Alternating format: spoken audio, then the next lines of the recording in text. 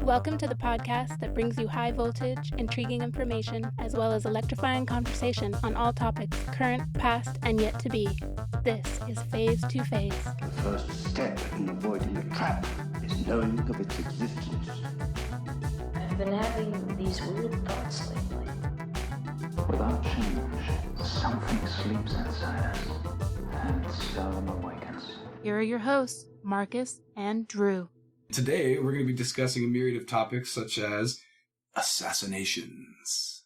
But right now, we'll get into the current events of what's going on in the world. Pretty freaking recently, in the last couple of days here as of this recording, one of the suspects in the Jong Nam poisoning, what was that, 2 years ago? 2017, so yeah, yes, exactly. 2 years ago, has been released. Almost actually. exactly 2 years ago, because it was February, so yeah. Yeah, Asia. Yeah, the younger Indonesian one. That's right. She was acquitted completely. People thought it was going to go one way, and then all of a sudden... Yeah, and it's dropped. during the middle of their trial. Like, you just, in the middle of their trial, just like, nah, never mind. Yeah, yeah. They cancel that whole postponed thing. it for a couple of months, and then at the end of the postponement, a court decision was made that she was released. She was released due to a letter by the Indonesian government, which was sent that was to really Malaysia. strange. That was Some really Malaysia strange. state attorneys saying like, Hey, just because we're in the cool, best interests we're of cool, so just international let these people relationships. Totally. go. Forget what they did. We don't need any more Any like kind of, let's just, like a three-way bad image, Yeah. like Vietnam, Indonesia, and Malaysia. I think this is one of those things where everybody just is kind of like wants to hit the reset button, and they're just kind of like, okay, hold on, let's. But I mean, who knows? Because I don't know what's up with the other lady, the older. Yeah, you would think. Well, her attorney, as far as my understanding is, her attorney has tried to appeal and say that, hey, in fairness, since the other one got released, why don't we release her too? She doesn't have the benefit of the country's officials sending letters to each other. Yeah, she doesn't have that on her side, but yeah, which is weird because you don't. I mean, you don't. it'd be strange at this point if they didn't. Though. Yeah.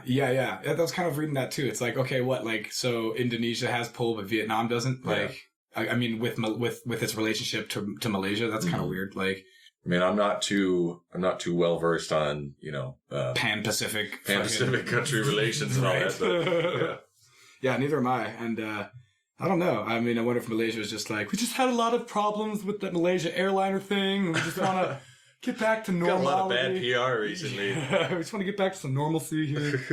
Nobody's coming to our country anymore. Yeah, we really need to open up the markets again, right? They really just do not want to come through our airport. Anyway, well, I can't wait to talk about that whole we'll what get happened into there that. exactly. Yes. You want me to get into that right now, or should I? Were you going to go chronologically? I technically usually was, how we but do I it. mean, it doesn't matter. We could technically chop it up. So I mean, it's up to I think let's go chronologically. You got it, Brody. Whenever anybody has been in a position of power, there's been another person who was saying like, "Hey, we could hasten the removal of the of this person from power." By nefarious means, presumably. I want that. Yeah. It's like cheating, you know what I mean? You're kind of going around the process. whole democratic process. Which is interesting because people didn't live that much longer back in those days. Yeah, that's true. Good point. Where it's just like, everyone just held on. Neither did you, though. So, exactly. Yeah. You didn't have a big time window of which to Gotta take get this over thing power going. for yourself. Yeah. I'm sick. Freaking my family's I'm got already all these 14, man. diseases. I only got like 3 years left. My life's 2/3 of the way over, for God's sakes. Right? My God's sakes, my grandfather lived to the ripe old age of 38. And I suppose I could get right into terms, which, I mean, again, I don't have many on here. What is murder? Yeah, right, totally. Well, in this term, we're going to briefly discuss kind of the difference. So, an assassination is a murder, usually politically motivated, of a public or powerful figure. Now, I believe it's public or powerful because it doesn't have to be necessarily both or one or the other necessarily. Because, like hypothetically, you could like assassinate like a celebrity and they're not very They don't have a powerful. lot of power. Yeah, totally. I mean, other than I suppose like within their immediate like circle of. Yeah. Well, these days they have their Twitter army. That's what I'm saying. Yeah. Because, you could obviously murder a very private person who's very powerful, like a military head who doesn't see very much public light. And so I guess, and it would be kind of difference too of like, if it's like personal or not, where I suppose it could be personal if you're assassinating somebody, but more likely if it's personal, you're just following orders. You're just following orders or whatever. Yeah. Or if it's personal or whatever, you just want the other person to pay. Like, so for instance, like if a butler kills, his boss, because, he has a religious fundamental, difference or whatever. It could just be like he murdered the guy because he doesn't like him or whatever. Right. But if he's like put to the task because it's going to help his like religious group or his political group or whatever, then I would obviously put that under the assassination headline. That's a good point. That's a good point. Another definition I have for a term is wet work. But wet work basically is a euphemism for murder or assassination, alluding to blood spilling. And the expression is similar, obviously, to wet jobs, which, depending on which part of the country you live in or what part of the world you live in, could mean something totally different. Yeah. So you gotta watch your terms wherever you go. The last one I have for this one, because a lot of them are self-explanatory, is a patsy. You know this term, Marcus? Of course. Yeah, it's a person who is easily taken advantage of, especially by being cheated or blamed for something. Most famously, Lee Harvey Oswald, lone wolf shooter of John F. Kennedy in 1963 back in Dallas in November 22, I believe. That is one magic bullet. Yeah, so saith the Warren Commission, bro. Yeah, he when he was famously arrested, they were saying like, did you shoot the president? He said, I didn't shoot anybody. And then he's walking out, and the last thing he says is, I'm just a patsy. And implying that obviously there's a way more going on, and that he was perhaps involved, but not at the level or at the exact fitting that the world was led to believe at the moment. So as we do, we kind of discuss when we first heard about this subject. So why don't you go first, Drew? So this one's a little harder because assassinate again, like I said earlier, that's kind of one of those things that just spans back forever and ever and ever. Sure. And there's just countless examples. So it's kind of hard for me to remember when exactly my brain was like, oh, holy crap. Powerful people or people with ambitious people rather want to kill like powerful people for, political changing, for their goals or whatever. And that's super interesting. But I don't think it was like Caesar or any of the classic ones. It was probably JFK. Really? Yeah, probably. When I was like 9 or 10, or parents and I were like on vacation or something at like some friend of the family's like condo, and he had like the double VHS box set of fucking Oliver Stone's JFK. And I remember thinking it was like super awesome and like super interesting. I just remember going like, whoa, that's weird. Some rando like psycho is gonna like one person can like, as long as they're totally fine with throwing their life away and not caring about getting caught, can totally like kill anybody basically. Yeah. Damn, that's crazy. Like that's some ideology that I my tiny brain couldn't fathom yet. You know what I mean? And it had to have been movies because I've watched movies from a young age. I'm a media fan, but I think that's my best stab at that. Unless it was like history books and Lincoln maybe or something. Yeah. You know what I mean? Yeah. So. What about you there, Marcus? Well, I was going to say another one, but you brought up Lincoln, so that probably would have been mine somewhere in elementary school, but I don't know if I really processed the whole thing. Same with like MLK too. The one that jumps out to me in my mind is going to be pretty silly. But so SNL did a parody of Reagan getting shot. Reagan. Yeah, and it was Buckwheat, Eddie Murphy's characters. Totally. And so I was exposed to that, and I was like, I thought it was funny, but I was like, I don't get what it is. And so, like... How old were you, do you think? Probably around the same you were, 10 or 11, something like that. Your tiny little, like, young adolescent brain was trying to process, like, the magnitude of that information. Yeah. Before we kind of get into the assassinations, I want to discuss some of the attempted assassinations throughout the world. Okay. Because obviously those are almost just as important. Yeah, they could have been things we're talking about now. Mm-hmm. If murder's hard. Turns out, yeah. So the first assassination attempt that I want to discuss is one that's very familiar, I imagine, to pretty much all Americans, and that's Ronald Reagan, former president Ronald Reagan. Ronald Reagan. Should I do the whole thing in Ronald Reagan's voice? No. On March 30th. No, I'm just kidding. On March 30th, 1981, President Ronald Reagan and 3 others were shot by John Hinckley Jr. With a .22 caliber revolver. He managed to get off 6 rounds in 1.7 seconds. How crazy is that? Yeah. He's fanning that hand. You've seen the same movie, sure. Yeah, totally. That was super weird. I didn't even know you could fire a gun that fast, to be honest. And I also wonder. Or could he? Yeah, right. I was the second gunman on the other non-grassy or no. Yeah, usually when you fire a gun or whatever, it's going to take a couple more than, longer than 2 seconds to pop off 6 rounds. And it was in Washington, D.C. as they were leaving their speaking engagement, the Washington Hilton Hotel. Hinckley's motivations for the attack was apparently to impress Jodie Foster. Yes. The actress who played the role of a child prostitute in the 1976 Martin Scorsese film Taxi Driver. After seeing the film, Hinckley, I guess, had developed an obsession with her. And which is weird. I never understood his motivation. I mean, granted, they say he's apparently a psycho. So how could you understand it? Yeah, it's just very strange. Yeah, it's super weird. And if you've ever seen the movie, have you seen Taxi Driver? It's actually pretty good. I would recommend watching it. It's a little fucked up though, obviously, as a lot of movies from the 70s are. Yeah. It portrays Robert De Niro. Yeah, his character who is kind of like fed up with the like filth of like the city because being a taxi driver, he sees all the like the seedy underbelly of the city. Naturally. For whatever reason, gets disillusioned and suicidal and becomes like a vigilante. Oh. Changes the way he looks, buys a bunch of guns, starts like training, talking to himself in the mirror. You talking to me? You talking to me? That's where that freaking pop culture reference comes from, where he's like practicing being intimidating. Right. And there's a scene in the movie basically where I can't remember why, because it was a long time ago that I saw it, but he basically gets disillusioned with a politician who's running a campaign, and he decides to kill him basically. Yeah, I think he's a senator or congressman or one of these big governor or some shit. Yeah. And he shows up at a rally basically and just looks super conspicuous. Like he shaves his head except for a fat mohawk. He's got like sunglasses. He's wearing like an army fatigue jacket and like camo pants and shit. It just looks suspicious as F, right? But he basically is like, all right, I'm gonna kill him here and stuff, And basically he gets like spooked by a bunch of like Secret Service guys who are clearly like watching him and are going like, bro, like if you even twitch funny, dude, I'll blow you away.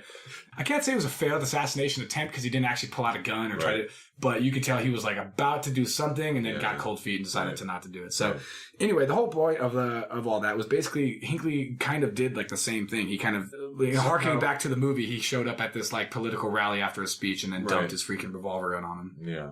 So I guess Reagan was struck by a single bullet, which I guess just broke his rib and punctured a lung, but caused a whole bunch of serious internal bleeding. But I guess he was apparently able to recover really quickly. No formal invocation of the presidential succession took place because he was totally fine. So George Bush Sr., who was vice president, didn't get his chance at becoming the president. A federal judge subpoenaed Foster to testify at Hinckley's trial, and he was found not guilty by reason of insanity. Yeah, I thought that was weird. I was like, why would they even involve her? Yeah, I feel like that. Leave her alone. Yeah, exactly. Like, what difference does it make? Like, this dude's already stalking the shit. Do you think she'd be psyched about it, though, just because it would bring, like, publicity? I mean, on one hand, I'd say, but that's the horror in me talking. Yeah, Could you imagine her getting that phone call? Hello. Hey, this is your publicist. Yeah. Just hang up the phone to Secret Service. Just hear me out. Yeah. No, don't say no or hang up until I'm done talking. Yeah, it's super weird. A guy tried to kill the president of the United States, for God's sakes, and they just put him into a psychiatric facility. Yeah. And on July 27, 2016, he was released. Yeah. Or at least he was released a couple of months after that, but it was announced that he was released then to his mother in Williamsburg, Virginia. Yeah, and I said Bush was the VP, so there's a lot of lore discussing around things that happened with that guy or whatever. Because, he was also in another place where an assassination attempt of a president was made. Right. Good segue. Yeah, and that was JFK in Dallas, obviously. He was there in Dallas that day, and apparently later he was... asked by, the classic question is, where were you? Do you remember where you were when this and this happened? And he couldn't remember where he was when Kennedy was shot, even though like everybody remembers where they were, I guess, when Kennedy was shot. Yeah. But it's funny because you'd think he would remember because he was in Dallas. Anyway, I'm just speculating. I just don't like that guy very much. The next historical assassination attempt I want to talk about is one that people may know from history class, and that's Adolf Hitler. Oh, yes. Yeah. On July the 20th, 1944, during a meeting in the Wolfenschanze, which is Wolfslayer, which is a command center in our German fucking crap. The command center in East Poland, a conference room with Hitler and more than 20 German high command staffers, and a man named Colonel Klaus von Stauffenberg, who planted an explosive-packed briefcase under the table that the Nazi leader was using. Then said he had to go make a phone call or something, so he left the room. And dial this bomb. Yeah, dial this IED number here.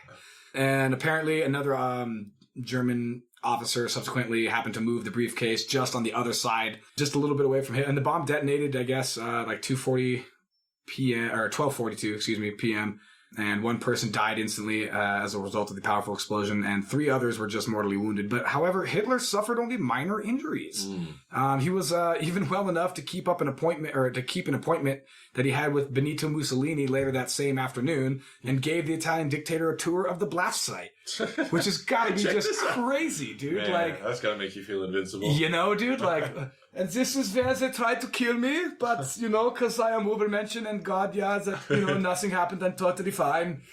Does it even hurt? I mean, it still makes these clicking noise, you know, but it's fine. So after the bomb went off, Stauffenberg, believing Hitler was dead and that his plan was succeeded, he flew to Berlin to initiate Operation Valkyrie, which is, I guess, a subsequent plan after the assassination to use Germany's reserve army to stage an uprising against the Nazi regime. However, with no official confirmation of Hitler's demise, the plan quickly stalled, and when the news came through that Hitler was alive, this dude named General Friedrich Fromm, commander of the reserve army, and someone who actually condoned the July plot, turned out to be a complete piece of shit and turned on all the conspirators in order to save his own skin, kind of disassociate himself with the cover-up. And subsequently, Stauffenberg and a whole bunch of others was arrested and then executed the next day. Yeah, and so subsequently he cleaned house after that, obviously, as you would. And so the last one I have for the attempts is kind of going to segue into the successful ones. And that's good old Fidel Castro. Oh, sure. Which, of course, is the dictator of Cuba.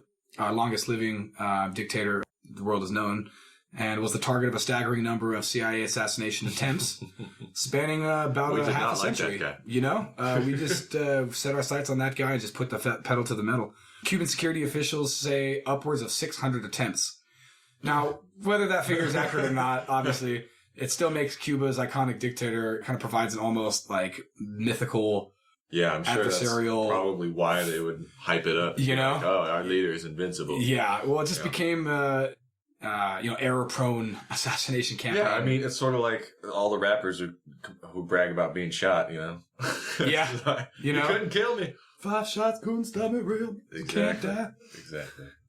The agency's attempts to kill Castro ranged from the calamitous to the comical, with such infamous plans like the exploding cigar plan, which was apparently to poison a box of cigars with some radioactive substance, which apparently didn't work because obviously he's still around, as well as the psychedelic speech. And this one was my favorite. It was a plan to sabotage Castro's speech by spraying his broadcast studios with a chemical that would make him suffer hallucinations very similar to LSD. Nice. These and many more were basically detailed in the Church Committee hearings of the mid-70s that we've discussed in other podcasts, and we're actually going to briefly discuss again kind of later. Castro later relinquished his power in 2011 to his brother Raul at the age of 90. Yeah. So tax dollars hard at work trying to fucking make that guy go away. Why didn't they just replace his baseball with a bomb or something? Just smacking it. That's right. He was into that, huh? Yeah, you'd think you would come up with way easier ways to kill that guy because, I mean, good God, he's like 100 miles away. Like, with all the might, I could have hit him with a rock. All the might of American technology and weaponry and stuff, and you couldn't kill this one guy. Like, that's kind of it makes us look pretty silly, pretty lame. Yeah, you know. Which is funny because we're going to talk about a whole bunch of other successful attempts. Which were crazy ambitious and somehow managed to get pulled off. Yeah, those somehow made it, but I guess Castro just somebody's fucking looking out for that guy. Yeah. Divine right.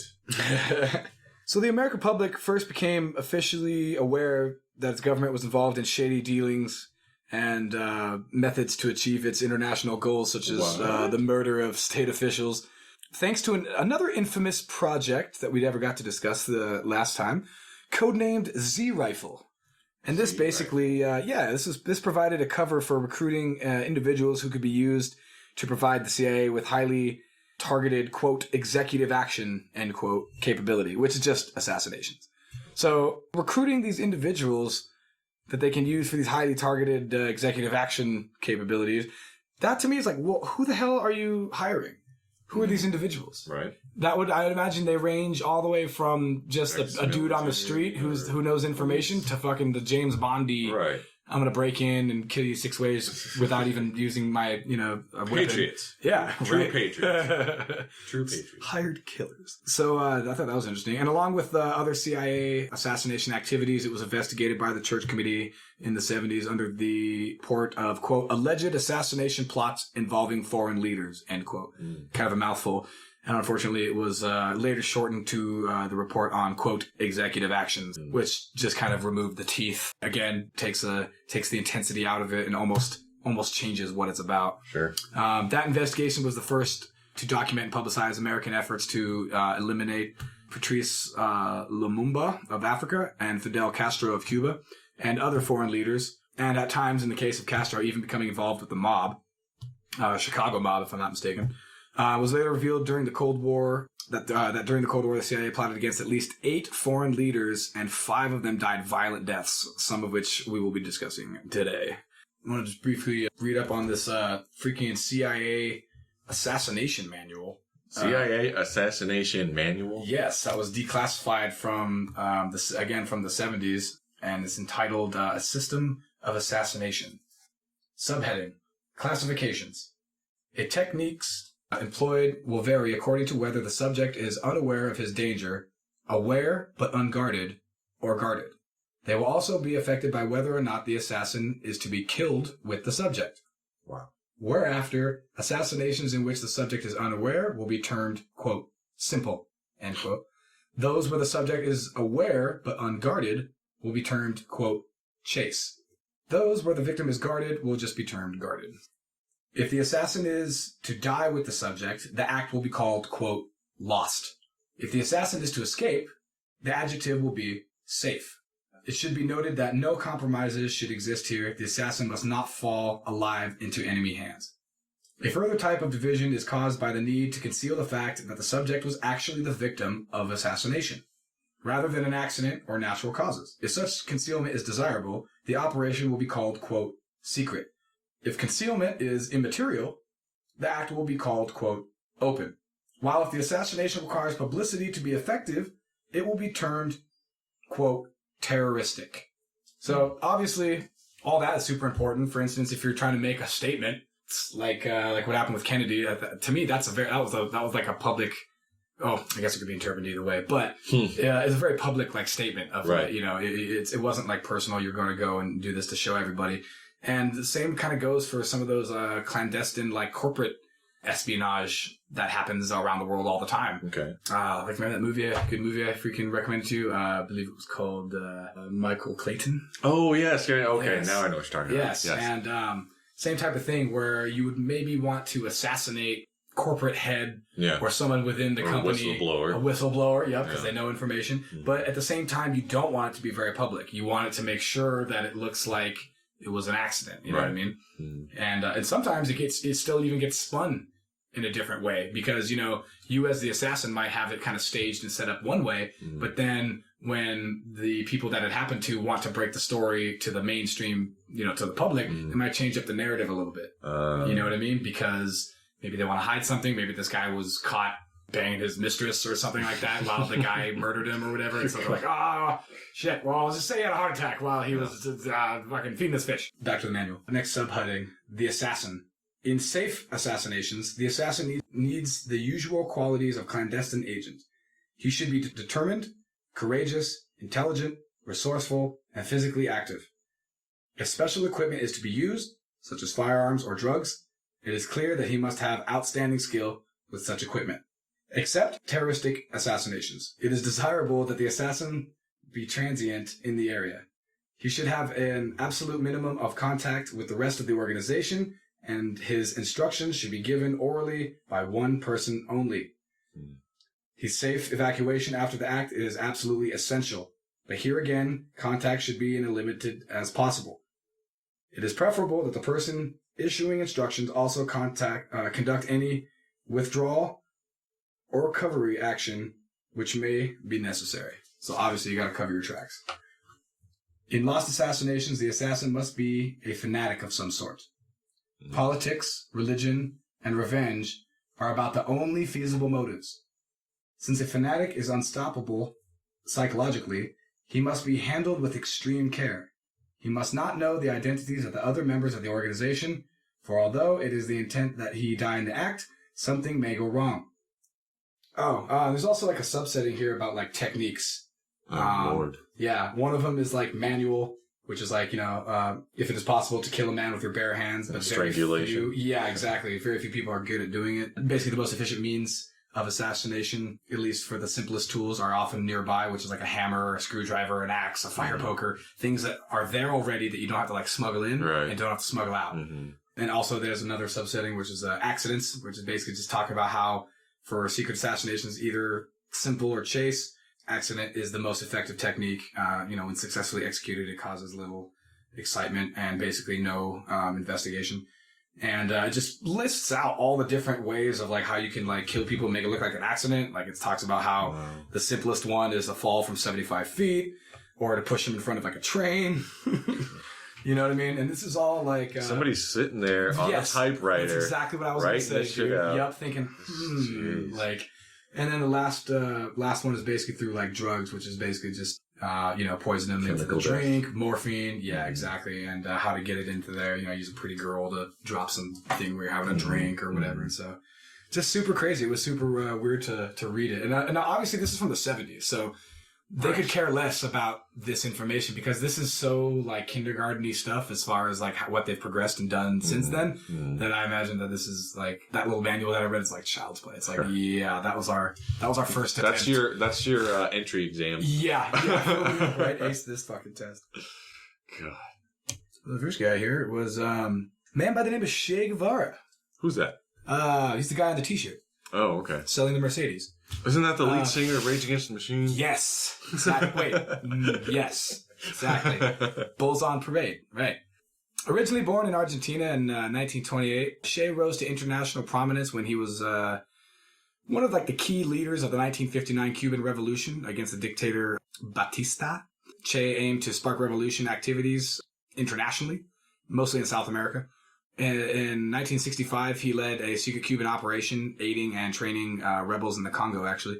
And speaking to the United Nations the year before, Che Guevara invoked the legacy of Lumumba, the first democratically elected leader of what is now known as the Democratic Republic of Congo. He was basically killed and put in the back of his fucking trunk and driven around for a while in 1961. That was one of the first alleged CIA-involved foreign assassinations. Yes, totally.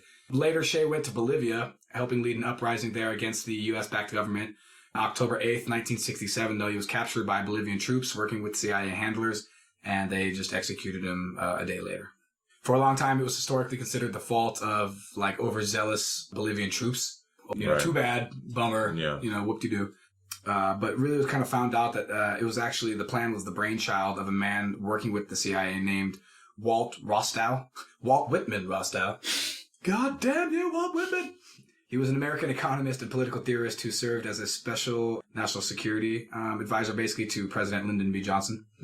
And because Che had become a revolutionary icon in Latin America, his death made him... stop that shit up. Yeah, exactly. It made him a popular martyr, and he's everywhere now. Any representation of, even loosely, like, it doesn't even have to make sense, but you know what I mean? No, but they'll put his name or his face onto things that has basically anything to do. It's kind of a trope now of anything that has to do with culture in general. Yes, much. exactly. It used to be kind of about like the whole like I imagine like the whole the whole proletariat versus the freaking bourgeoisie. Sure. Yeah, now it's just kind of taken by pipe smoking, beard wearing, fucking glasses toting, tight pants wearing hipster douchebags. I know they have a name. I was getting to that. I just wanted a few more like mean adjectives that I could throw in front of that before the next guy I want to talk about is another gentleman named Salvador Allende. Back in 1960s, the U.S. corporate interests had its sights on South America, and in particular Chile. Fertile soil for companies including IT&T, not AT&T. IT&T. Yeah, which is basically a copper industry. Okay. Yeah, big copper industry, which I imagine JP Morgan was probably... Yeah. So I imagine JP Morgan was part of that. As well as the Pepsi-Cola company. Like, think about that next time you're slurping down a nice Pepsi-Cola there. You mean like this? Right. What is their newest motto? And it's the taste of a new generation. Yeah, no, I don't know. It's like people just do things because they get paid. And that's just really sad. Good reference. In the early 1970s, Pepsi and IT&T were concerned about the political developments that were unfolding in Chile. As the country's democratic presidential elections were approaching, a far left-wing candidate named Salvador Allende was gaining popularity and support. But his ties to the Fidel Castro, was a particular of concern. He was making statements rejecting American aid and making statements against American capitalism. Those dirty capitalist pigs, we don't need them, pack up and go home. As well as promising to nationalize the nation's copper industry, which IT&T did not like one bit. They saw that as a direct threat to them and other corporations. So the heads of these concerned corporations called on American politicians to come to their rescue. IT&T chairman Harold Janine called on Henry Kissinger, and Pepsi's president Donald Kendall called on his old buddy Richard Nixon, which he would, of course, Nixon would like his coffers full of corporate cash. Greedy corporate cash, for running his re-election campaign that was going to be coming up pretty soon. The executive office started to focus on the interests of Chile under the guise of national security. They basically just said that the reason why we're looking so deeply into Chile and all these guys or whatever isn't because we need our corporations Spread down of there communism. making lots of money. Yeah, it's because of those dirty reds. That's what it is. Say no more. Say no more. Communism. Yeah, that's all you have to say. Send the troops. Just send the troops. Just say communism. Yeah. Kissinger got together with Richard Helms, is going to be a recurring name throughout the 60s and 70s. After Allende won the election, Kissinger and Helms kind of got together to kind of figure out a plan in order to formulate a military coup to neutralize this threat. And this plan was basically called Track 2. And, as opposed to Track 1. Yeah, Well, I wonder if the Bay of Pigs was Track 1. Because, that's a good point. They fucked it up already. So the CIA is not exactly, they're in the red, as it were. You know what I mean? They're losing. They're 0 for 1 right now. Yeah. With Allende's inauguration approaching, because they have a 60-day transition period, just like we do here. Sure. Where within Congress then confirms him. The head of the military, General Rene Schneider, made this, which is that's not a very Chilean sounding name. I was wondering, I wonder if that has anything to do with the whole mass German migration after a certain military conflict. General Rene Schneider made statements that he would be loyal to Allende, so Kissinger basically had him killed. Kissinger said in his memoirs that he didn't actually do this, but the record shows otherwise. A CIA cable sent to Chile, dated the day after Kissinger supposedly turned off his Track 2 plan, so that clearly states that he's freaking lying. The cable basically said, it is firm and continuing policy that Allende be overthrown by a coup. It is imperative that these actions be implemented clandestinely and securely so that the United States government and American hand be well hidden. End quote. Nefarious as fuck. There's another good one too. It's quote, immediate. Santiago, which is the capital. Eyes only. Submachine guns and ammo being sent by regular courier, leaving Washington 0700 hours, 19th October, due to arrive Santiago late evening 20 October or early morning 21 October, preferred use regular courier to avoid bringing undue attention to op. End communication. Shady. Yeah, so just on paper, dude. it's not like word of mouth kind of a thing where it sometimes happens where you tap your nose and the other guy goes and does what he needs to do. Right. This is full on hey dude, the guns are on their way. Here's the weapons. You're gonna have to sign for them. So basically, a chauffeur of this General Schneider made the same route every day. A couple of dudes set up a construction site, and they moved a stop sign kind of to a certain area so that when the car stopped, a bunch of guys in a Jeep got out and just filled it fucking full of it, dude. Man. Turned into Swiss cheese. It would only be 2 short years of clandestine pressure applied to Chile before Allende himself would be killed in a coup on September the 11th, 1973.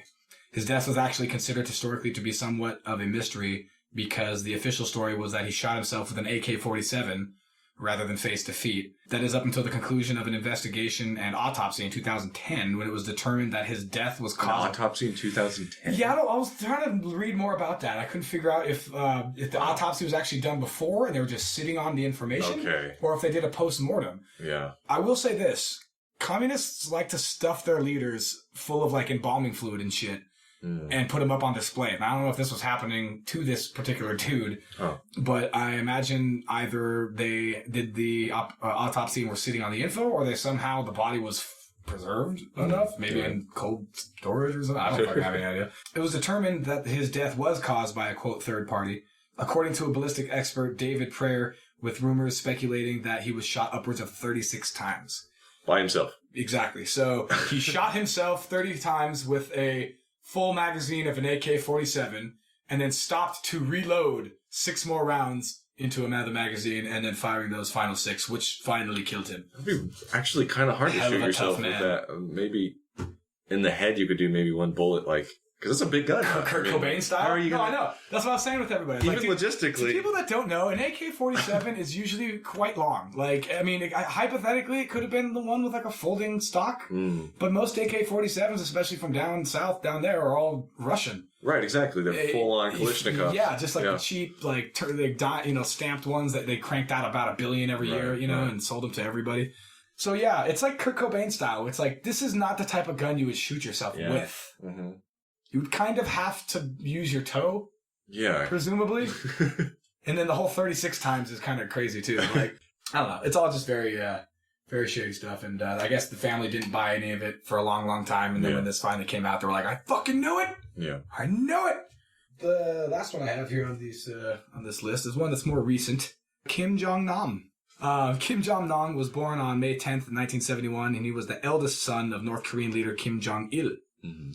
From roughly 1994 to 2001, he was considered the heir apparent to his father. He was actually the one who was going to be taken over the throne. Right. And he had some big ideas. Yeah, suddenly motive comes into play. He was thought to have fallen out of favor, though, after embarrassing the regime in 2001 with a failed attempt to visit, wait for it, Tokyo Disneyland with a false passport. Although Kim himself said his loss of favor has been due to advocating for reform, right? Which obviously that would do it too. Yeah. Kim was exiled from North Korea in 2003 and became an occasional critic of his family's regime. Yeah. His younger paternal half-brother Kim Jong-un was named heir apparent in September of 2010 and remains the ruler. So on February 13th, 2017, at about 9 a.m., Kim was attacked by 2 women with VX nerve agent at an airport self-checkout kiosk in Kuala Lumpur's international airport during his return trip from an administrative region of Indochina. For anybody who's seen the documentary The Rock, starring Sean Connery and Nicolas Cage. Yeah, VX nerve agent is apparently it's one of the things that they wish they could disinvent is what they say in the movie. After the event happened, Kim had alerted airport receptionist and security saying, quote, someone had grabbed me from behind and covered my face with a cloth laced with liquid. Kim was later treated at the hospital. Later, medical staff testified he was sweaty, in pain, and unresponsive, end quote. Kim required tracheal intubation, which is obviously they cut a hole in your fucking throat and stick a straw in there so you can breathe. A la Three Kings. A lot of movie references I've been throwing out lately. They had to do that in order to drain the saliva, vomit, and blood that was building up in his mouth and eyes. And Kim was then transported by stretcher to an ambulance that later to a hospital, where he later died while being transferred from the airport to the hospital. He was traveling under the pseudonym Kim Cole. Malaysian officials did not even immediately identify him, the victim, as Kim Jong Nam. But, I imagine they soon did because, or at least became very suspicious because in Kim's backpack contained about 100 grand in cash, as well as 4 North Korean passports. Kim's extensive Facebook usage under his pseudonym since at least 2010 and the usage of commercial email services made him an easier target to be seeked out, his whereabouts, and track his movements for these killers. Over the next few days, several arrests will be made, including a 28-year-old Vietnamese woman named Doan Hung, as well as 25-year-old Indonesian woman named Siti Aisyah, both of whom were identified through CCTV footage at the airport. And the women basically told the investigators... This is a very, very strange story. Yeah, I mean, it kind of makes sense. But at the same time, this is exactly what you would say if you got caught. The women told the investigators that they were instructed by 4 men, known only at the time only by their code names of Grandpa, Uncle, Mr. Y, and James. Not very creative on the last one. The last guy's fucking lazy. To spray Kim with an unidentified liquid while one covered his face with the handkerchief. The 2 women claimed that they were hired by these men under the guise of working for a TV show that was going to be playing pranks on people like at the airport. Camera. Like Malaysia's Punked. The 4 men have now been identified as North Korean agents. But that's what's so weird. It's like working at a bar. They worked at a bar together. And these guys came in to recruit them to like, be actors. Hey, you want to be on this fucking TV show? We'll pay you like a few $100s. Yeah, and then like, I guess. They did it. They practiced on a few yes, people. They had them practice. That was the other thing. Yeah. It's just like, hey, we're just going to go up and pie this guy in the face, basically. Yeah. With a rag. Wear something nice and do your makeup and shit. They said all that. And like, Yeah. And then go murder this, pseudo head of state. Right. And then supposedly one day they actually put real chemicals on it and then they hit him in the face with it. They went live. Go ahead, sorry. I was just going to say, the thing about the VX is it was banned a long time ago. Deadly. But supposedly North Korea had some stockpiles of it, but some people were a little suspicious because his symptoms weren't really VX-ish. Right. But VX-esque. some people have also said, well, it's probably been sitting there degrading for a while. It so made it kind of less potent or whatever. Yeah, if you've ever sseen the movie The Rock, again, it's a movie. So I'm sure it's Hollywooded up like crazy. But apparently, VX gas does make you, like, spasm hardcore, Well, it's asphyxiating is the real It swells you and, yeah. Which is what happened to him. I saw a picture of him, dude, and he looked not good. He definitely didn't look like the guy in the movie, but he said that in the post-mortem toxicology report that was done at the morgue that they had found traces of this toxic VX nerve agent. But according to experts, the uses of this VX gas may explain why the 2 assailants were involved in the first place, because each assailant, it was said, quote, could have wiped 2 or more precursors in Kim's face. Right, they were binary. This is crazy, dude. This is a binary chemical weapon, which basically contains 2 active state as a chemical precursor, which are significantly less toxic than the agent itself. Right, so you have to combine them, and then they have like some sort of reaction that makes it and super then that's bad. what makes it toxic. Yes, it's like a nuclear keys, right? You got to turn them both at the same time. Yeah, totally. Otherwise, it's like harmless. Basically, you can drink one, but until you put it together. Yeah. This apparently obviously improves the safety and storing and transportation and disposal of the weapon. And we should also mention that the story is that these 2 women did this thing, and then they looked around for their handlers that were supposed to be paying them, and they were just gone. Yes. And reportedly they had fled to like 4 different. Each one of them fled to a different country from the airport. I thought all the 4 men all went back to North Korea within the hour, right? And the 2 women, each went to a different place too, which is also kind of. And this is the other thing really too. So they also said that after this happened, they both both the women rushed to different bathrooms to wash their hands off. So clearly they knew something was toxic. Yeah. Not only did they go and wash their hands immediately, but they all up and bailed. Yeah. Which also doesn't exactly look super good. Yeah. The whole thing's very, very strange. Sketch, dude. Big time. There's definitely players in the background. It's not one of these things that's just unfolding and we're like, oh, we're bringing you the facts as they come. Yeah. There's definitely fuckery going on in the background. The whole thing that's really strange to me is if his brother really didn't want to rule the country, or at least not in the same way, why would you kill him? Good question, Marcus. I have a theory about that. I think they killed him basically because he didn't want to have a threat.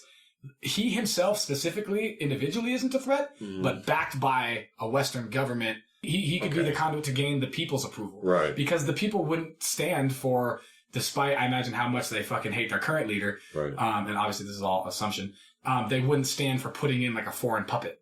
They'd probably like that even less than being run by Kim Jong-un. Right. You know what I mean? And so, but that would be much easier to have a regime change with this new figurehead who's also a Korean. You know what I mean? Like, it's not like you're in okay. So that kind of to me is just like, and I kind of stumbled over that. I didn't articulate it properly or whatever. But basically, just the whole Hamid Karzai method. You basically take somebody who's already a member, you install him, and then everyone's like, oh, that's fine, because he himself is a nationalist. So I've actually got a couple. Coincidentally, and maybe not coincidentally, they're both Russian. Way back in the early 20th century, there was a man named Grigori Rasputin. Grigori. Russians always have the coolest sounding dude names. They do, right? I was just thinking Sergei. Grigori. Even just like names that exist in other languages, they just sound cool in Russian. But anyway, so he was a spiritual leader, kind of a guru. Some people believed he was either the second coming of Christ, or depending on who you ask, he was actually the Antichrist.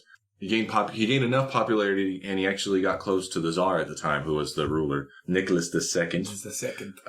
And he actually became sort of a healer, like a faith healer of sorts to his son. Yeah, that's right. Yeah, his wife was all smitten with him because his son was a hemophiliac. That's right. Mm-hmm. Because he got kind of in with the royal family, basically. He kind of had sort of almost a little bit of political influence, just being like a advisor of sorts, kind of. Yeah. When Nicholas actually left the country to support the war effort in Europe and everything, it was basically him and the Tsarina ruling the country. What time period is this? Like 19... Yeah, I want to say like 10-ish. No, yeah, it wasn't the first decade, it was the second decade. Yeah, okay. I know what you mean. You know what I meant? Yeah. After 1910. After the aughts. Yeah, it was in the teens. So, obviously, there's assassinations, right? But he actually had a failed assassination attempt in 1914, which he was stabbed in the stomach, but he recovered from. Ow. Yeah. From somebody who was a follower of one of his, who was very orthodox, and he was kind of unorthodox, sort of. You're not doing it the right way. Right. So, fucking heathen. Stabbed him in the stomach. Because this is how we talk here in Russia. Now, because of the time period and for many reasons, just because he's like a spiritual leader, there's a lot of hearsay and rumors and stuff about him that can't really be substantiated. Fact. Yeah, totally. Right. Well, there's a lot of mystical shit surrounding him, but right?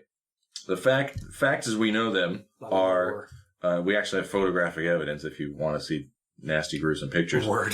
He was shot 3 times.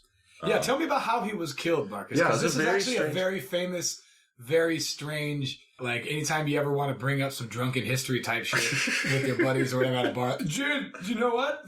Did you know? Oh, I should mention that because he got political power and some people didn't like the way the country was going, and that this random dude he was thrown into to the group that they were upset with because he was technically kind of part of the ruling class, right? Right. Yeah. So that, and just because they didn't like that some nobody, like he was a peasant basically. Was he from Russia or was he from Siberia? Okay. Yeah. Siberia. Yeah. They're not sure of his actual birth date because they didn't keep track of, especially poor freaking peasant families. Yeah, that adds to the mythology. Right, exactly. Nobody of course. knows how old he is. Yeah. Everything about him is kind of weird. They didn't like the power that he was gaining and the way the country was going. His influence and whatnot. Right. Because, I mean, just a couple of years after he died is when the whole Russian Revolution happened. You know that whole thing? Yeah. Where the family was freaking murdered. Dragged out. Yeah, people didn't like him, and then they were trying to kill him, and even some military people were actually involved in his murder and whatnot. How did the logistics go down? So one of them invited Rasputin over to his house and fed him poison cakes. Come over for poison cake. It's delicious. Poison cakes and poison wine. Jesus. And Rasputin actually drank. Several minutes went by and seemingly nothing happened to him. Have another slice of cake, bro. That's weird. No, Are you really, sure? I'm fine. I could not eat another bite, really. Yeah. Eat the fucking cake. My wife made these. She'll be so sad. So sad. Yeah. Well, okay. Yeah. For you. And that didn't work, so they're like, what do we do now? So some dude grabs his revolver and friggin' shoots him in the chest. Yep. And then, he's dead. So they're like, all right, cool. Let's get rid of this piece of shit. Well, no. Immediately what happened is they tried to do some kind of cover thing. One of them tried to dress up as him and walk back to his house so it appeared like he went home. So they had like an alibi. That wasn't us. Yeah. They came back to his house, and then Rasputin got up and lunged at him, managed to escape. He started running. And then running down the road with 3 gunshots and a fucking belly full of he was only shot once at this point, but right in the chest, which doesn't. Even if you get shot with a little puss gun, dude, it's in his chest, dude. That's exactly. Yeah, that's gotta hurt. But he escaped. They managed to catch him, and then they shot him again. Presumably this is where the other 2 gunshots came from.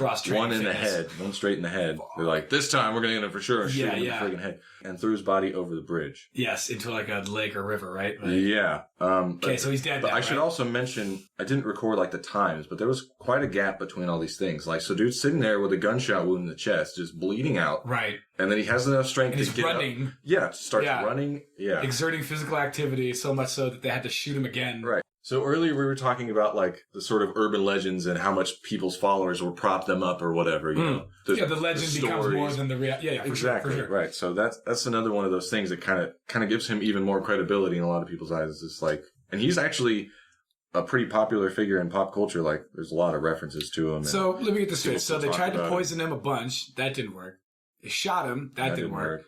He ran away. They shot him a couple times. Twice and dumped him in the river. And then dumped him in a river. Yeah. So he's dead now, right? That was how he died? That is how he died eventually. Okay. They found the body. I heard that they did a bunch of other stuff, too. Like, they beat him. They stabbed him more times. They freaking, like, hung him or something. Is that all myth? Like, well, that's the thing is, like, this is all... As far all as we know. Kind of... Yeah, you have to go off the accounts of whatever the people said. Recorded, for sure. But there are different versions of the story where even more terrible shit happened. Yeah, and he's still, like... Tough son of a bitch, though. Like, either way. Well, at least for what's down on... easily. Yeah, at least what's down on paper. Jesus. There's Russians, man. They're tough. I should note there was some speculation that Britain was actually behind the attack because they didn't want Russia to get out of World War I. They wanted to keep the pinch on Germany. Fuck yeah, they do. Interesting. It hasn't really been proven. Yeah, for sure. Interesting. Well, I mean, hey, man, where there's smoke, there's fire. So the next one, you actually said Sergei earlier, but Sergei Skripal. Apologize for my horrible white boy pronunciation of Russian. But anyway, he was this is a lot more recently. He's a double agent for the UK intelligence. Okay. He was caught and arrested in Russia. Wait, hold on. So for the UK. The UK. He was a double agent working for the UK. Russia thinks that they're spying. He's spying on UK for them. In reality, he's giving it to the UK. Okay. Right. Sorry, I should explain that better. That's good. So he was actually caught and arrested in Russia, but he was exchanged in a spy swap. You know, that whole thing. Oh, pretty sure there's a Tom Hanks movie about a bridge. Something about spies over bridges. I don't know. So anyway, he was just roaming around the UK. His daughter came in to visit him because she was in Russia, in a town called Salisbury. They were dining and they left a restaurant. They were found unconscious on a public bench. Holy shit. Luckily by a doctor and a nurse just passing by. Huh. So it's always a passerby, you know what I mean? It's always like a jogger finds the body. Well, or like a... No, I'm just kidding. Apparently she was like foaming at the mouth and they obviously were in a bad way. Yeah. So they were taken to the hospital. They were treated very well. They eventually recovered. I think, as far as I can tell, fully recovered. But some of the first responders actually had to be treated. So they were poisoned too? Because the poisoning agent was just so potent. Yeah, it actually doesn't evaporate or disappear. Even an investigator that went to go search his house because they suspected they were probably trying to kill him in various ways.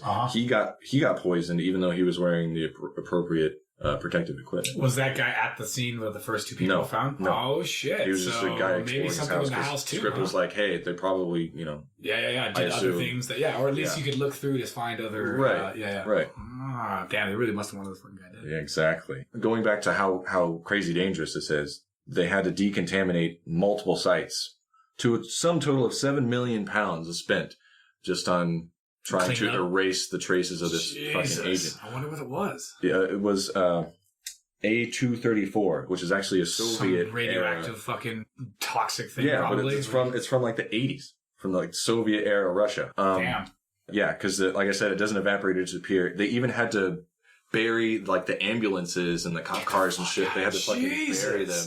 Yeah. Jesus. Not subtle about their killing this. Yeah, because this thing can spread crazy. Apparently. Jesus. So they had to take crazy precautions to scrub every trace of it. Pissed off like MI6 all them too. Like, dude, you're going to come into our country and, you fucking just leave all your shit all over the place. Interesting note. Have you heard of a super recognizer? A super recognizer. I imagine it's like an analytical device that can... No, they're actually people. It's not a technology. They're people who have... Training in some special... No, sort of. Their brains can remember they have a crazy ability to remember faces. So people just walking around the street, they hired a few of them to actually identify the suspects who... How do you get that job, by the way? Like, you play that one game, that one board game as kids, like where you have all the different faces. Who? Yeah, exactly. This guy can get 100% on Guess Who. They have a crazy memory for faces, just for like people just passing by the street. Totally. They remember like everybody they see. And so anyway, so they got these idiot savants together. Yeah, because they poured over 5,000 fucking hours of CCTV footage trying to find these people. And they used a super recognizer. It's like, yep, I remember that guy. He went this way. Right, exactly. It's just like. So I was talking earlier about scrubbing the scene, but what's crazy is 4 months later, there was just a random couple found to be poisoned by the same agent. Because what happened was... Not like the same physical person agent, but the same chemical poison agent. Sorry, chemical agent. They're a couple that likes to dig through trash to find stuff to resell or whatever. Totally. And they found a perfume. Rummagers. Right. They found a new perfume box. Uh-huh. Right? And so they opened it up with a knife. and the woman sprays it on herself. Of course, smells it. Yeah. Obviously.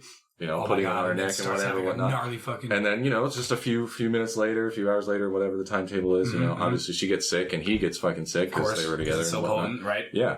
This was a separate container of the same agent, but they had it in a perfume bottle and they just fucking threw it in the trash. Okay, so presumably This was 4 months later. Right. But presumably... that's weird then. Yeah. That's really fucking weird. Because what, they didn't pick up the garbage for 4 fucking months? I don't know. I guess it was in a park or something. It's really strange. That's really strange. Because you could presumably see how the first couple got toxed or whatever, but you'd think the perfume would at least be in the area. Like if they sprayed it on her and she, you know, and then he got sick too, and then they found it on the park bench. Yeah, and then you would imagine after this even if it got chucked into the garbage, that would be long gone. Landfill. You think so. But even after this, then they had to decontaminate again. Right. You know? Oh, Jesus. So after spending all that money and then like 4 months later, burying ambulances and all this shit. And could you imagine if it got into the waste management system? Oh, my God. And like how much those people have to travel around? That, oh my God, this could spread like insane. And you wouldn't even know where the origin of it would be until like, you know, way into the outbreak. Yeah, because like officials had said like there was enough of the chemical in the perfume bottle to poison millions of people, possibly the whole country. That's weird to me too, because if you're going to kill somebody, it's like the equivalent of like buying 1,000 rounds to use one sniper bullet to kill somebody. Like, why the fuck would you have all this extra shit when you're just going to like throw it in the garbage? That's what's weird is like this is a separate vial as far as my understanding. Right. Do you think maybe somebody else was involved who lived in the area and they also had it, and then for some reason they threw it away there in the same location? Well, this was highly publicized event. This is a very specific chemical that was developed by the Soviets in the 80s. So either it was a deliberate attack from like Russian intelligence, right? Obviously, because this guy had the first guy. But then they'd just be causing random chaos, presumably, right?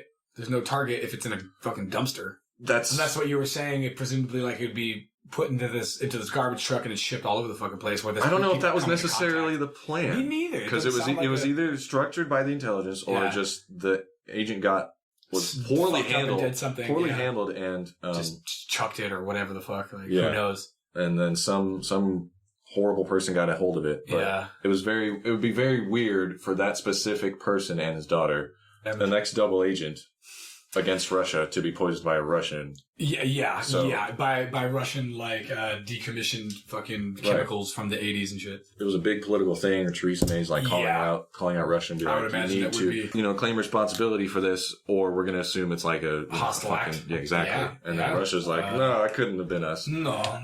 And how are we supposed to keep track of everything? There's so much stuff stolen back in the 80s. Yeah. Everybody has now. Yeah, that's fucked, dude. Especially what we were talking about earlier, just one variable. If it hadn't been that couple picking it up, if that could have gone way worse. They probably did that on purpose. They probably used so much of the chemical and so much overkill, kind of, just to get this one guy as a message.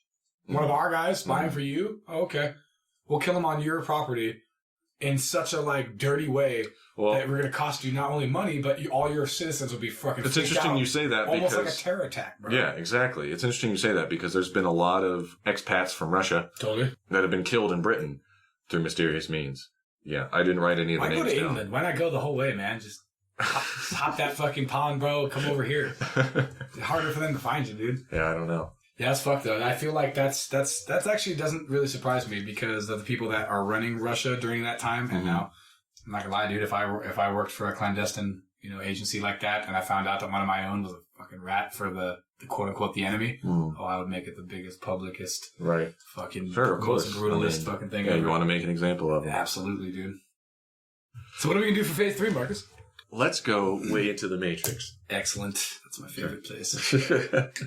We're going to talk about virtual reality. Virtual reality's been a promise, and people have been working on it for a long time. I mean, there was even a guy in the 50s who invented a virtual reality machine that even included, like, not only was it like 3D video or whatever, but it even included sounds and even smells. That's crazy. Yeah. It was a portable machine, and he tried to sell it to arcades and a bunch of stuff. But it was a portable very machine, but it was interesting large, Yeah, if anybody wants to look into it, it's called a Sensorama. Very interesting story. Yeah, it blew my mind that somebody in the freaking 50s had already figured it out. So we should mention, if you don't know, virtual reality is virtual reality. Right. Any sort of technology that tries to transport you into another space, kind of trick your brain into thinking you're somewhere else or something else is going on. Exactly. In a good way, hopefully. But recently it's kind of blown up because technology has enabled a relatively cheap consumer level and fairly convincing virtual reality. It's definitely convincing. Now, I mean, I'm sure it's going to get better, but and it'll probably look hilarious in 10 years. It's like, oh, look at what they were. Yeah. It's fucking ridiculous right now. Yeah, and we should mention, jaw-dropping, if anybody who hasn't tried it, it's something that you have to really try for yourself in order to get. Yes, and go full bore, too. Because there's different levels. Don't go cheap on me, Dotson. There's different levels. So you have these little phone-powered VR stuff, which is okay. It's not great. Nah, they suck. And you don't have to be nice. It's cool. Well, it's what you'd call 3 degrees of freedom, which means that if you were to actually move around, like if you were to walk around, it doesn't work. But if you're sitting down, like in a chair, you can look around. You can move your neck, basically. Yes, you can move the phone. Right. Yeah, whatever the phone is attached to. There's sensors in the phone that can tell you where it's oriented. Right. It's the same technology that allows you to rotate your phone, and now you're watching it landscape versus portrait. Same stuff. And the same stuff that was in the original Wii.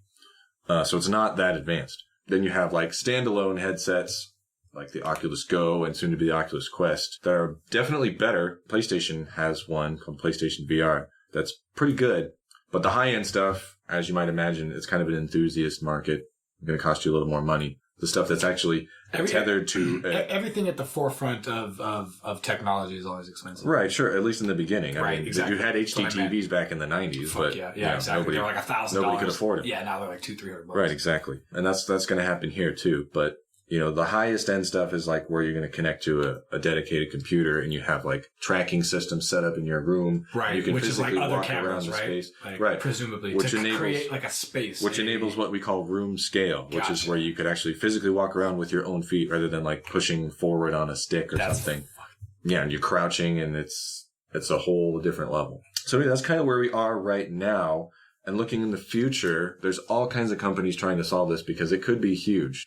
Like PlayStation, Sony actually bought a company that developed a finger tracking system with a camera. So you could potentially put your actual fingers in. So hypothetically, you put the camera up to like the TV or whatever, so it's like shining on you, and then it can look at it can register where your fingers are, or even without a camera, having like a device on your hand. Even a camera inside the headset itself, inside the head mounted display. But either way, you're not wearing anything. It can actually, as far as your hands, right? It can map your fingers, right?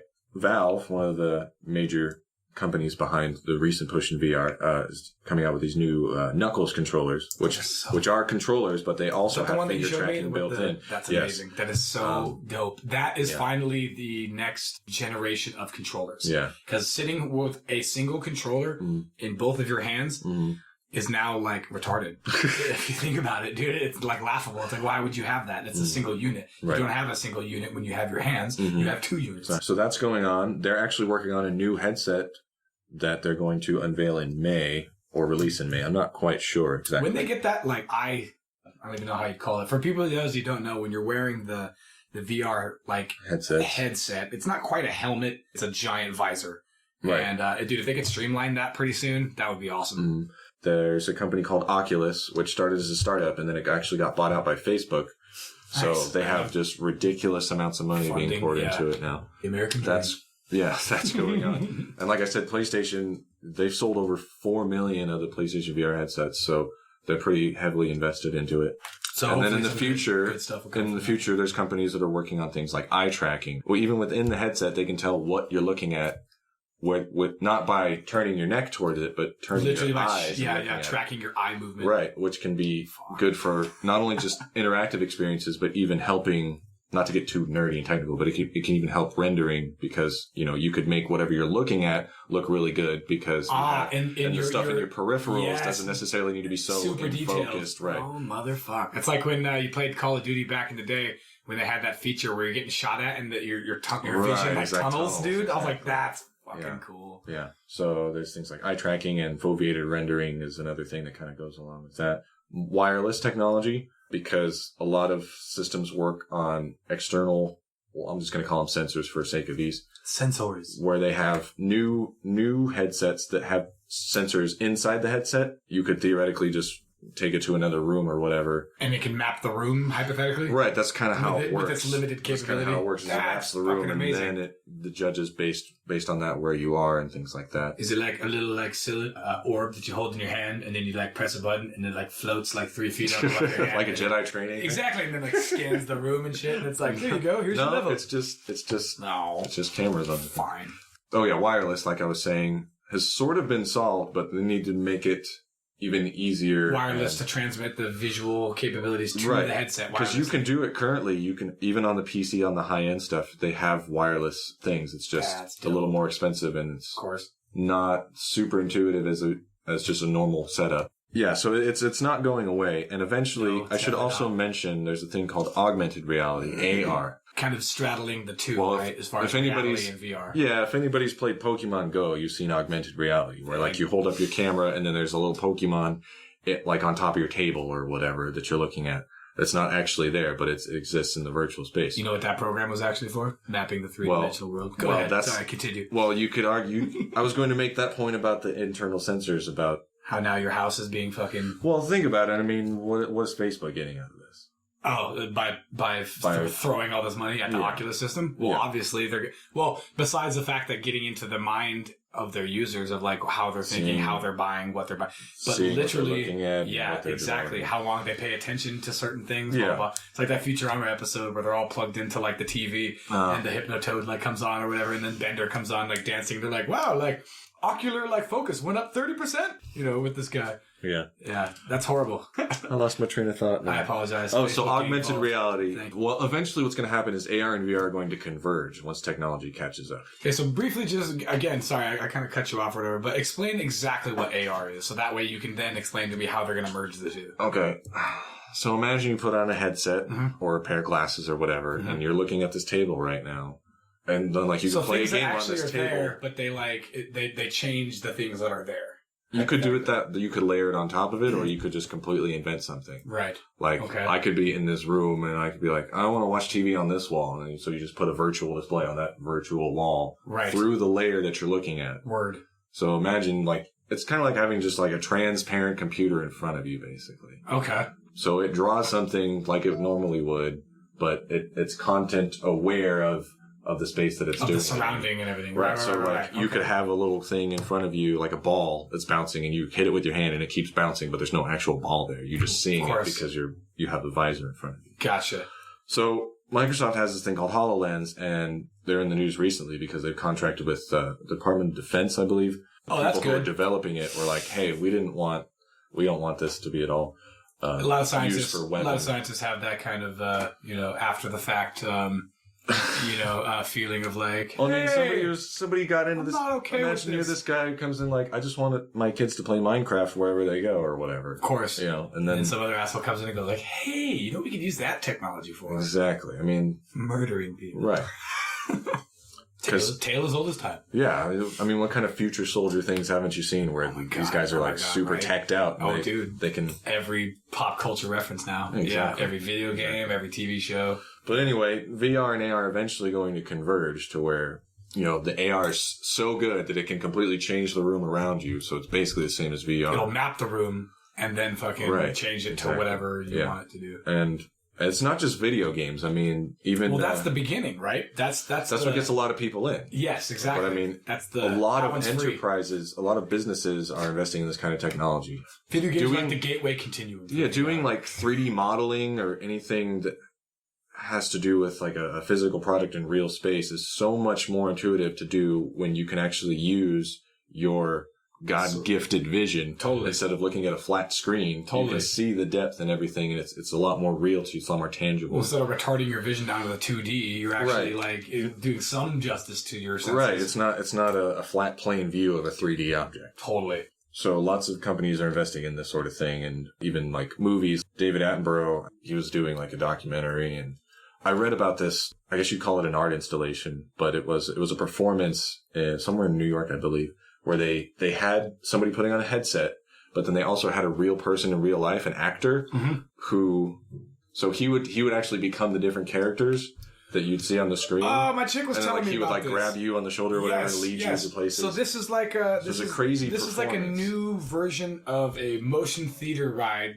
combined with a a theatrical movie. Right. Like you sit and you watch, and you know, if you've ever watched like the making of like video games or the making of like computer generated images of like characters, they'll have like a person with motion capture. With all the little balls of like sensor balls all over them and stuff. I imagine this is the exact same thing. Yeah, it was basically a motion capture studio, but like somebody put on a VR headset in it, and then that became a. Now these people are just like voice actors, basically, and they and of course they move and stuff and become animated physically, but basically it's all in the in the delivery and in the voice, and then how they interact with you, because you're sitting there with the headset on and you can see them, you can talk to them, you can. And that actually reminded me of something else that people are working on. They're working on different ways to get tactile feedback, because like if you're interacting with a game, even if you say you had finger tracking, if you're touching a virtual object but you don't actually feel it with your fingers, feel it with your hands, right? There's kind of a disconnect there, and the whole point of virtual reality is to trick your brain into thinking something's real. Yes, simulation theory. But there's even companies working on that sort of thing,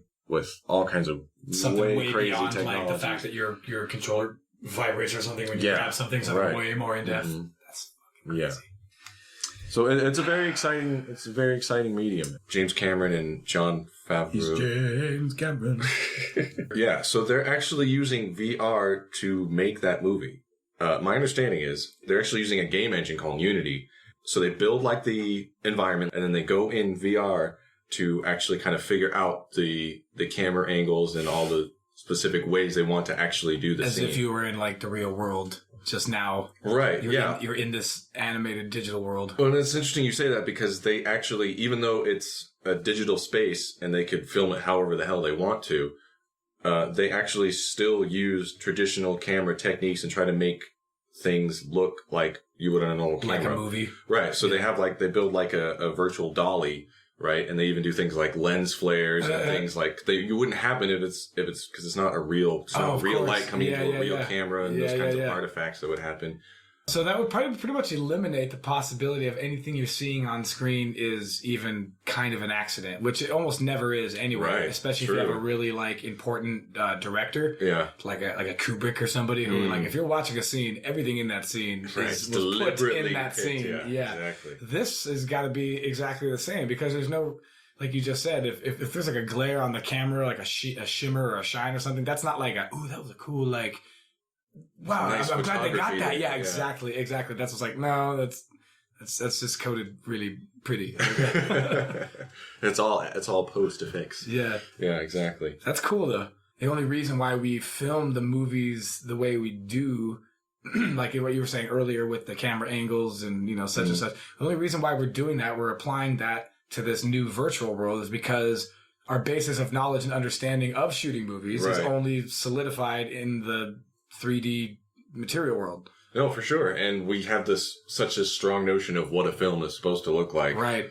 If we're going to push the boundaries into these new digital forms and new kinds of films and everything like that, you have to do it really slowly. Yeah. You don't want to freak anybody out, and people won't really like accept it. They won't get it really right away, or they, it is exciting. It's super cool. Anything really tech based is always super exciting. But for me, it's great because we're in that little golden time window of pink haze, as the addicts fucking call it. There's a lot of visionaries and artists, and it's fun and it's cool and it's exciting and it's new before it gets weaponized. All the problem, exactly. Turned into horrible, bad conglomerates. Become the horror of the military-industrial complex. Well, not even just that. I mean, like for example, like a lot of people purely don't buy the Oculus. Purely don't buy the Oculus headsets and stuff because it's owned by Facebook, because they're like, all of my personal data, anything I use on this, they know everything about me, whatever, whatnot. So we're in that kind of that golden age before the consequences start to actually become apparent. Yeah. There's always that like honeymoon phase that you're just talking about. Where everything's awesome until we're like, wait a minute, this is hell of addictive, and also we're using it for all these fucked up. That's where I feel like the internet was like so good in like the early 2000s, like right after broadband came out to the wide masses, but before like Amazon and Facebook took over. Scooped everything up. Well, it's the Wild West, dude. And it had to be, chaos always moves towards order. You know what I mean? And all the fun times is always in the chaotic times. I don't know, when it changes, like I said, from the kind of honeymoon phase of, hey, everything's awesome, to like, all right, now there's actual consequences that we have to deal with and figure out, and how are we going to apply those to the culture, you know what I mean, to society. Sure. There's so many, like, things that's going to change, you know what I mean? Movies, you know what I mean? Like, everybody, instead of sitting there wearing, like, 3D glasses, they're going to be fucking plugged into these... I mean, you probably won't even leave the house, to be honest, eventually. Well, but I mean, that's kind of what the end goal is, isn't it? Just keep everybody inside or whatever, like disconnected from each other, yet totally connected. And it can probably have some good uses, though, for certain, like, training and stuff, though. Like, I was thinking about... yes, they actually do. I was going to mention that. Please do. They do actually use VR and things for training, like even... Well, there's always the good hook, you know what I mean? Like, where they're, even building robots and shit, they're like, you know, they'll pull you out of burning buildings and deactivate radioactive waste fucking facilities and stuff. They're totally not going to be used to freaking in some sort of weird 1984-esque, like, dystopian future, RoboCop style, where they fucking... keep everybody clad down. Well, and the better the experience is made, the better they make the game or movie or whatever. The better it tricks your brain into thinking it's real. So it's really helpful for even like treating PTSD or, like I said, police training. Yeah. Yep, police and military training was my number one thing I was going to think, because so many situations you could have that are far more intricate and like emotionally prevalent, real or whatever. You know, you'd feel what's happening way more than, you know, when for instance, like when military or police officers go in to like do like firearms training and shit like that, as opposed to just like the pop-up targets where, you know, bad guy, oh, chicken the baby, don't shoot. Right. You could do way more intricate things using VR that would way hone people's experiences rather, and stop having people be so itchy trigger finger or whatever. And maybe that might be the answer to some of this police reform problems That's that we're what some people are having trying in this country. Yeah. It's one thing when you're watching a movie and just seeing like an actor on screen or whatever, but when you're in VR and like there's a person who's in full scale, like next to you, like as big as they would be in real life, looking into your eyes, it's freaking crazy. It's probably similar to how people felt when theaters were first created and they had that like picture of the train coming at them and everyone's like, oh! Right. oh, wait, that's right. It's just an image. Yeah. It feels like that. It'd be good too for like medical training. You know what I mean? Any kind of high stress thing. Yes, dude. Yeah. Yep. You could throw a bunch of like simulations at them until they it's like a flight simulator, right? Until they've got it down to like, oh, I know how to do it. Don't worry about it. Oh shit, artery just fucking exploded. No big deal. I can just do this. And of course, you know, I mean, that'd be weird of me to not mention all the possibilities regarding the porn industry. You know, it's actually a good point. It's a good point because porn is what has decided the last few format wars. That's why VHS won over Betamax. That's why Blu-ray won over HD DVD. You can't deny the carnal needs of human beings, man. People freaking don't put a lot of like stock into the carnal needs. Some people don't even get interested in it until you be like, hey, VR porn. And they're like, oh, wait, what? Whoa, yeah, hold on, I'm listening. Where do I sign up for that? How much? That sounds awesome. Let me Shut up and take my money. Right. It's kind of good though. Like a lot of the times, I'm not really like an advocate for like more porn necessarily because like Joe Rogan had a funny point where he's like, why are we making more porn? Like new porn movies? Like why? What? Someone's seen all of them? Like really? Yeah. You know what I mean? Think about it, dude. The endless hours and of video and pictures. Like no one person in their entire life could even watch like 10% of it, dude. Exactly. Like so, it's kind of fucking funny to me that we're still making more. Like, and it's a huge industry. Like I can't remember who brought this up, but they made a joke or whatever, and it's totally true. Is that America's national pastime isn't fucking baseball? No. It's porn, dude. Think about it. This in the industry, like it's kind of ridiculous the amount of money that they bring in, the influence that they have in the culture and shit like that. And yet it's kind of considered like, well, nobody really talks about it. Nobody really. At least in this country. Yeah, good call. Yeah. But having said all that, and like again, like I said, I'm not like a huge advocate for porn. Having said that, though, I'm not an advocate for getting rid of porn. I think that's way worse of having like situations or whatever. I think there needs to be a strong fucking social fabric in order to prevent people from going into porn. Well, it's in just the first place. Yeah, it's just like I mean that would turn out just like prohibition. Exactly. It's one of those things that's like I prefer you not to do that, but hey, dude, this is your life and your future and shit like that. And I'm sorry you might have to pick this profession. But, you know, I'm certainly not going to look down on anybody or whatever. But I think virtual reality would help actually, believe it or not, with a lot of that because, I mean, it might kind of take away from the like escort industry. Because if they get it good enough, yeah, if it's convincing enough, if it gets good enough, well, why would you go out and spend a bunch of money and hypothetically go out with somebody who might be a like sex slave from fucking wherever? Yeah. You know what I mean? I mean, of course, this is coming out of Japan, but I mean, Japan even has like games where they integrated into like sex toys and things like that. I did see something where these dudes are wearing this fucking like... But for every one of those, we don't need to go into that, but for every one of those, there's another person using it for like a really interesting... Of course. Even just like not even necessarily art, but I saw this one thing back in the early days of like consumer VR. They had like a man and a woman, but they also had a camera in front of the headset. So like they basically swapped bodies.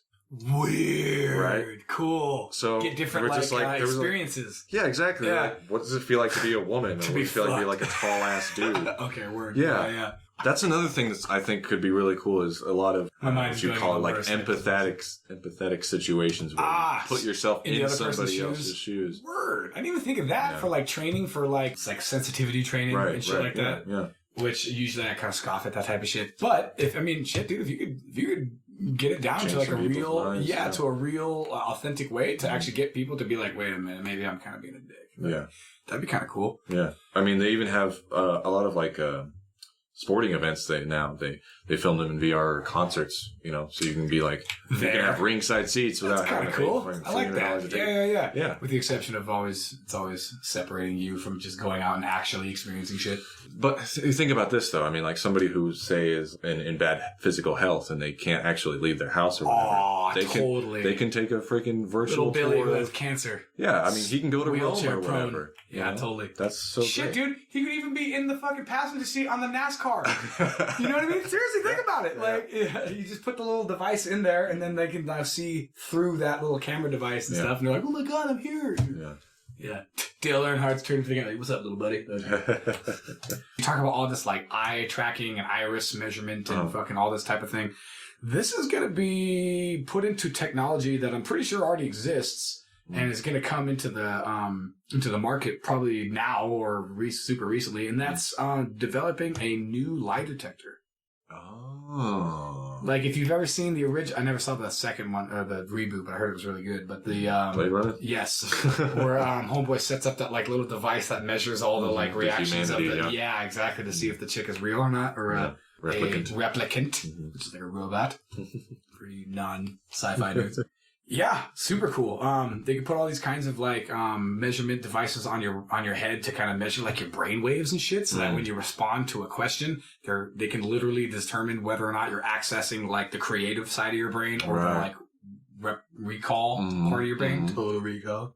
Like I'm always saying to the kids, dude, like you guys can't get away with shit anymore, dude. You know what I mean? Like back in the day, like you could like rob a bank or any of this other stuff, and all they had was like, he looked like this. Yeah.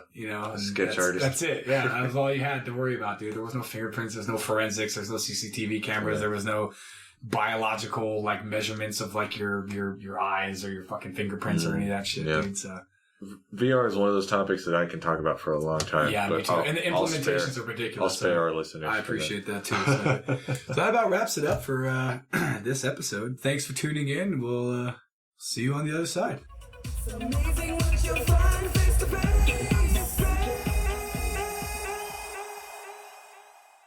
Do you enjoy the show and want to help it grow? Don't hesitate. Like, share, and donate.